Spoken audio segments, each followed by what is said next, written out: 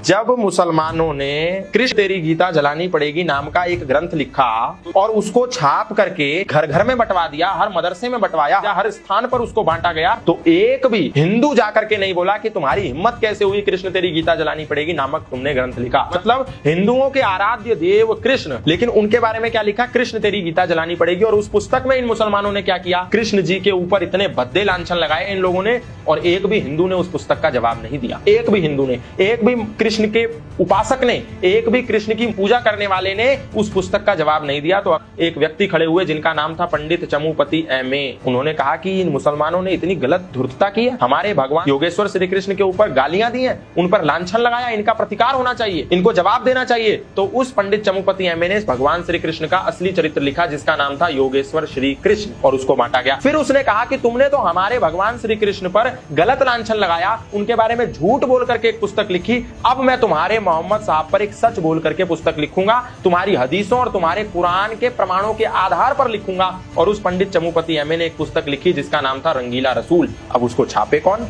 एक भी publishing house सनातन धर्म के नाम पर चलने वाला, धार्मिक पुस्तकों को छापने वाला, उस पुस्तक को छापने के लिए तैयार नहीं हुआ। तब लाहौर में एक प्रकाशन चलता था, एक पब्लिशिंग हाउस चलता था जिसका नाम था राजपाल एंड सन्स। महाशय राजपाल उसको चलाते थे। महाशय राजपाल ने कहा, पंडित जी मैं आपकी पुस्तक रंगीला रसूल को छापूंगा। तो पंडित चमुपति एमए ने उनसे बोला कि पुस्तक तो छाप दो पर लेखक का नाम नहीं देना, क्योंकि लेखक का नाम दोगे तो समझो सजाए मौत। अब आप सोचेंगे पंडित चमुपति एमए ने जब हदीसों और कुरानों के आधार पर लिखा तो काहे की गुस्ताखी?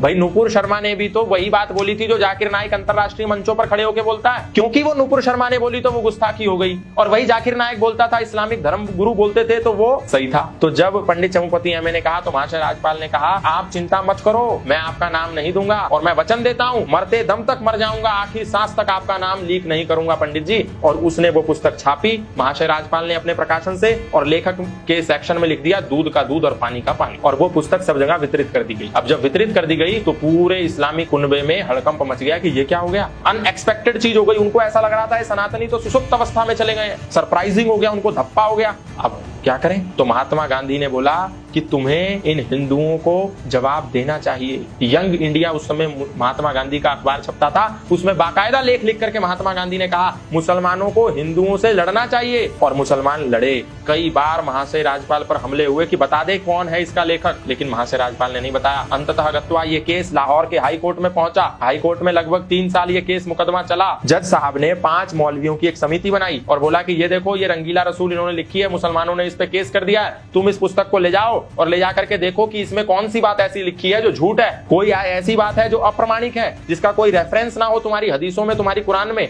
तो सारे मौलवी उसको ले गए, उस पर शोध किया गया, बोले एक भी बात ऐसी नहीं है जो झूठ है। मौलवियों ने यह स्वीकार किया कोर्ट के अंदर, और बाइज्जत महाशय राजपाल को बरी कर दिया गया। अब जब छोड़ दिया गया तो महात्मा गांधी ने फिर यंग इंडिया में लिखा कि यदि न्यायिक व्यवस्था देश की तुम्हें न्याय नहीं दे सकती तो तुमको न्याय को, कानून को अपने हाथ में लेना चाहिए। उसके बाद महाशय राजपाल की लाहौर में चाकू घोंप घोंप कर हत्या कर दी गई। तो कहने का तात्पर्य ये है कि सनातनियों के कृष्ण को ये लांछन देते हैं तो सनातनी चुप पड़े रहते हैं, लेकिन यदि इनके ही बात को सच किसी ने उजागर कर दिया तो इन सबके पेट में दर्द हो जाता है। और सनातनी लोग फिर आर्य समाज को गाली देते हैं, बोलते हैं आर्य समाज तो मूर्ति का खंडन करता है, आर्य समाज तो कृष्ण को नहीं मानता, आर्य समाज तो हनुमान को नहीं मानता, आर्य समाज तो मंदिरों का विरोध करता है, आर्य समाज तो श्री राम का विरोधी है। भाई आर्य समाज यदि श्री राम, श्री कृष्ण, हनुमान का विरोधी होता तो कभी भी योगेश्वर भगवान श्री कृष्ण का सच्चा चरित्र ना लिखता। महाशय राजपाल एक आर्य समाजी थे, कोई हिंदू नहीं आया, फिर कोई पौराणिक नहीं आया, कोई पंडित जी नहीं आया, कोई पुजारी नहीं। मैं किसी का विरोधी नहीं हूँ, लेकिन मुझे इस बात से दुख होता है कि जब लोग कहते हैं कि आर्य समाज तो सनातन धर्मियों का शत्रु है। जब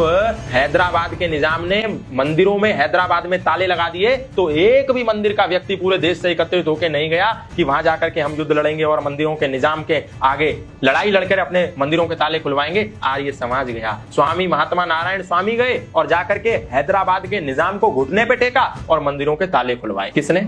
आर्य समाज ने। पर आर्य समाज को क्या करते हैं, सब लोग गाली देते हैं, बोलते हैं मंदिरों के विरोधी हैं।